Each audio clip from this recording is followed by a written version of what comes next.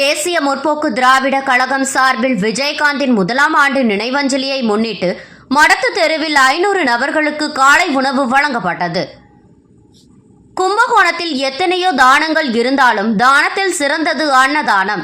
எதை கொடுத்தாலும் போதும் என்கின்ற மனநிலைக்கு வராத மனிதன் போதும் என்று சொல்வதே உணவில் மட்டுமே. அந்த வகையில் ஏழை பணக்காரன் என்று வேறுபாடு இல்லாமல் அனைவருக்கும் ஒரே மாதிரியான உணவு கொடுக்க வேண்டும் என்பதே கேப்டன் விஜயகாந்த் வகுத்த தாரக மந்திரமாகும். இந்நிலையில் விஜயகாந்த் உடல்நலம் இன்றி தொடர் சிகிச்சையில் இருந்து கடந்த 2023ஆம் ஆண்டு டிசம்பர் 28ஆம் தேதி காலமானார். இந்நிலையில் அவரது முதலாம் ஆண்டு நினைவஞ்சலியை முன்னிட்டு தேசிய முற்போக்கு திராவிட கழகம் சார்பில் முன்னாள் மாநகர செயலாளர் நந்தகுமார் தலைமையில் மடத்து தெருவில் கேசரி, இட்லி, பொங்கல் என 500 நபர்களுக்கு அன்னதானம் வழங்கப்பட்டது.